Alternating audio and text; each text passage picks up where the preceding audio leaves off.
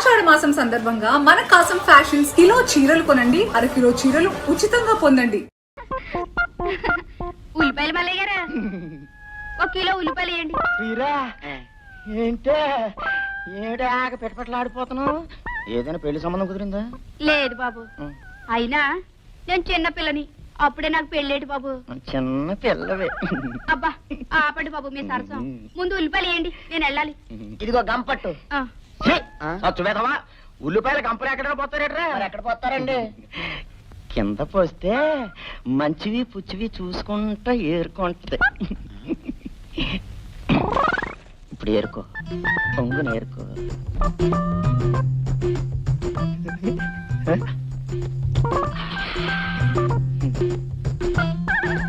చాలా బాగున్నాయి. ఏటి బాబు? అదే ఉల్లిపాయలు అన్ని బాగున్నాయి కానీ బాబు, ఇది ఒక్కటే కుళ్ళిపోయింది.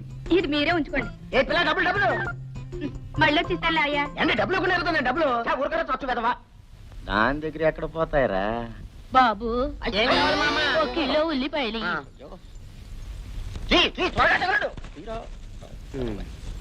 కింద పోస్తే ఏరుకోండి. ముసలమ్మరా, కింద పోస్తే ఎలా ఏరుకుంటుందిరా? మీరే కానీ చెప్పారు కింద పోయి ఏరుకుంటారని. అయ్యో, నీకు తర్వాత చెబుతాను లేరా. ఏదో బుట్ట పట్టమ్మా. ఇదిగో బాబు. నువ్వు వెళుతండి. ఏటండి? అమ్మమ్మలకి ముసలమ్మలకి కాదురా కింద పోయడం. వెదవా పడుచు పిల్లలకి. ఎందుకండి? ఇందుకు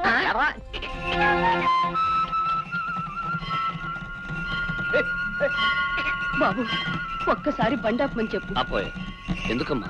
దేవుణ్ణి దర్శించుకోవడానికి బాబు. ప్రతి శుక్రవారం నేను మీ నాన్నగారు పసివాళ్ళైన మీతో పాటే ఈ గుడికి వచ్చేవాళ్ళు. శివాయ నమః, ఓం ఈశ్వరాయ నమః, ఓం నమ శివాయ నమః, ఓం శివాయ నమః, ఓం ఈశ్వరాయ నమః, ఓం నమ.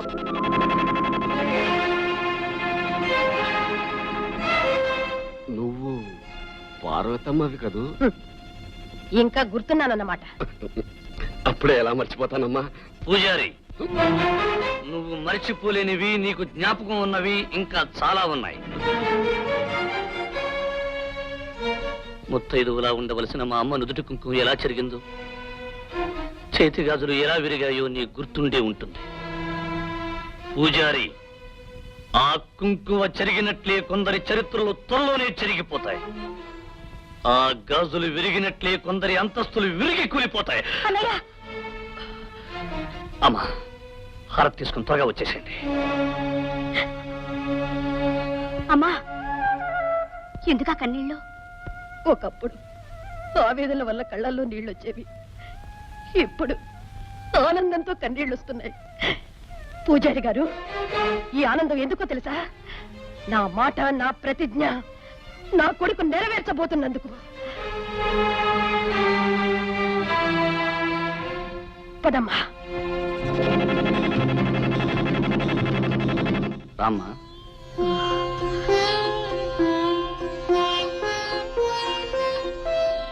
బాబు, మళ్ళీ ఇంట్లో అడుగు పెడతానని కల్లో కూడా అనుకోలేదురా.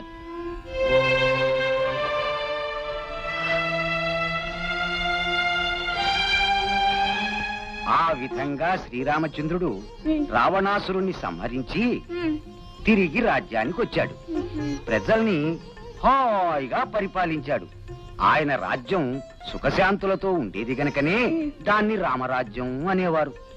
అయితే ఇప్పుడు మన రాజ్యం రామరాజ్యం కావాలంటే ఏం చేయాలన్నా? నీలాంటి ప్రతి బాలుడు ఒక రాముడు కావాలి నాన్న. అయితే నేను రాముణ్ణి అవుతాను. ఇది నాన్న ముద్ద. తినేశా. మరి ఇది అమ్మ ముద్ద. తిను బాబు. చాలండి. అమ్మా. బాబు, నా ప్రతిజ్ఞ నెరవేరుతున్నందుకు నాకెంతో ఆనందంగా ఉందిరా. విరిగి మాట్లాడకు.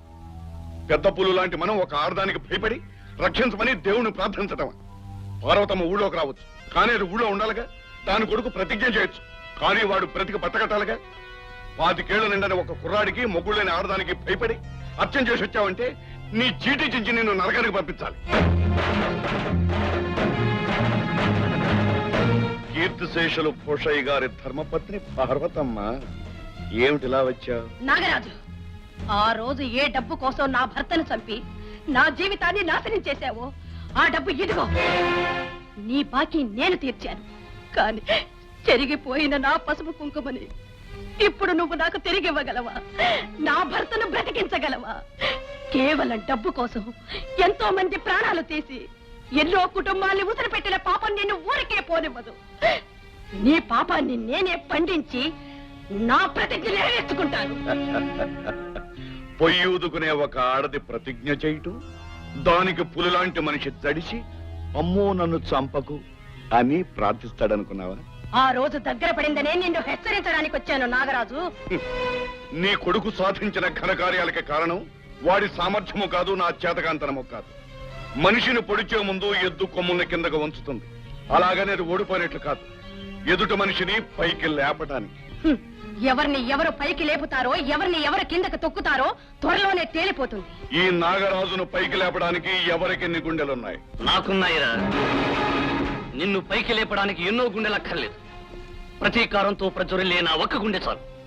అమ్మా, ఈ నీచుడితో మాట్లాడినా ఒకటే, పశువుతో మాట్లాడినా ఒకటే. రామ్మా.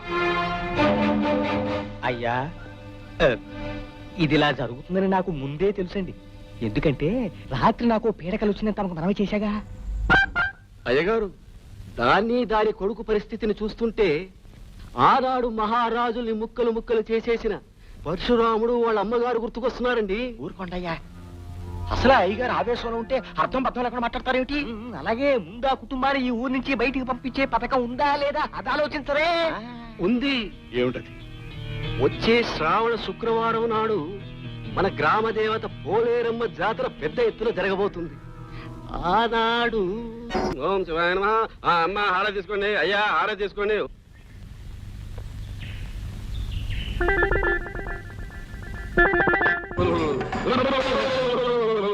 రే ప్రజలారా, నేను మీ గ్రామ దేవతను రా, అంగాళమ్మన్ రా.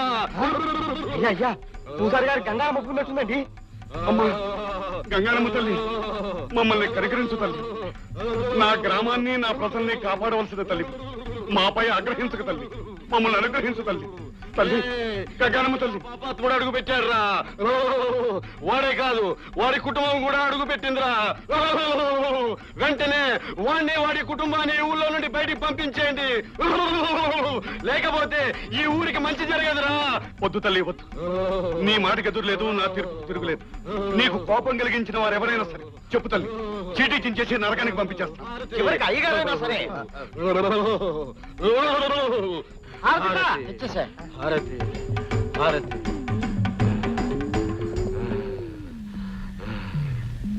ప్రజలారా, మన ఊరి గంగానమ్మ తల్లి ఎంత సత్యమైన దేవతో మీ అందరికీ తెలుసు కదా. నా ఊపిరితిత్తులు చెడిపోయినా నేను బాధపడను, కానీ నా ప్రజలకు నష్టం వాటిల్లితే మాత్రం నేను భరించలేను.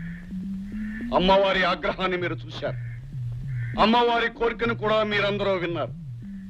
ఈ గ్రామ పెద్దగా ఇప్పుడు నేను ఏమి చెయ్యాలో మీరే నిర్ణయించి చెప్పండి. ఈ ముగ్గురిని ఊళ్ళో ఉంచకూడదు. బాబు, అన్నయ్య, ఇలా గొర్రెలాగా చూస్తూ ఊరుకున్నారంటే అమ్మవారి కోపం వస్తుంది, అంటూ వచ్చి చేస్తారు. అవును, అమ్మవారు చెప్పినట్టు వీళ్ళని ఈ ఊరు నుంచి పంపించాల్సిందే. చెప్పండి అయ్యా. అవును, వాళ్ళని ఊళ్ళోంచి పంపించాల్సిందే. పంపించాల్సిందే. బాబు భరత్, ప్రజాభిప్రాయం విన్నావుగా. ఇక తమరు మన ఊరు కళకళలాడుతూ ఉండటం కోసం, మన ప్రజలు సుఖశాంతులతో ఉండటం కోసం నేనేం చేయడానికైనా సిద్ధమే. అమ్మా, చెల్లెమ్మా, పదండి. ఏమిటి బాబు నువ్వనేది? అవునమ్మా, తప్పదు. గ్రామదేవత మాట కాదని మనం ఈ ఊర్లో ఉండలేం. వీళ్ళందరి కోసం, ముఖ్యంగా నాగరాజు కోసం మనం ఈ ఊరు వదిలి వెళ్ళిపోవాలి. పదనమ్మా, పదండి. బాబు,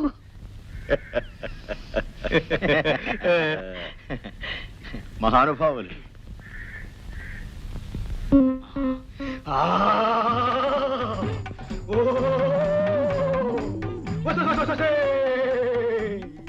ఒరే మూర్ఖులారా,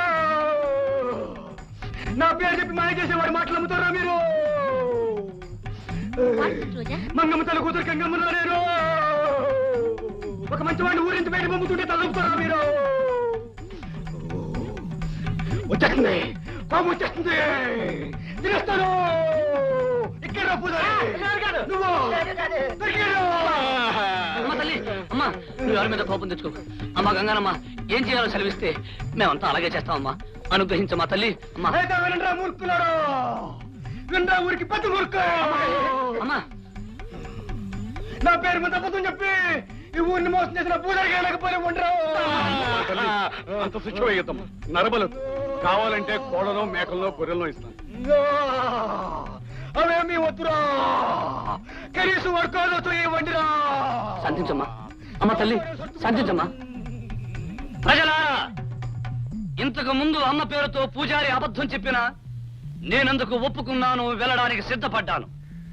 ఇప్పుడు నిజమైన అమ్మ మన గంగానమ్మ చెప్పిన మాటకి ఏం చేయాలో మీరే నిర్ణయించండి. బాబు గారు, ఇచ్చాడు మనాడు. బాబు గారు, ఇప్పుడు మీరే నన్ను రక్షించాలి. బాబు, కాలు చేయక బదులు ఏదైనా శాంతి జరిపిస్తే? అవును, జరిపించాలి, జరిపించాలి. అయ్యా, శాంతి జరిపిస్తామండి. అది నిజమే.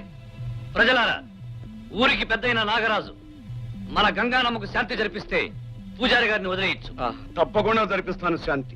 ఖర్చు ఎంత అవుతుంది? మహా అయితే కాలుకు 5,000, చీకి 5,000. ఏమిటి రూపాయలే? అంతేకాదు, ఊరందరికీ అన్నదానం, పేదవాళ్ళకి వస్త్రదానం జరిపితేనే మన గంగానమ్మ శాంతిస్తుంది. అందుకు ఒప్పుకుంటారా నాగరాజు గారు? ఒప్పుకోండి బాబు గారు, ఒప్పుకోండి, ఒప్పుకోండి బాబు. దానికేముంది? నేను ఖర్చు పెట్టేది పరాయి వాళ్ళకి కాదుగా, నా గ్రామవాసులైన నా ప్రజలకేగా. అలాగే అలాగే ఖర్చు పెడతాను. ప్రజలారా, నాగరాజు లాంటి గొప్ప మనిషి మన ఊర్లో ఉండడం నిజంగా మనందరి అదృష్టం. చూడు, నన్ను నా కుటుంబాన్ని ఈ ఊరి నుంచి తరమాలనుకున్నావు కదూ, అందుకు నీకు జరిమానా 10,000.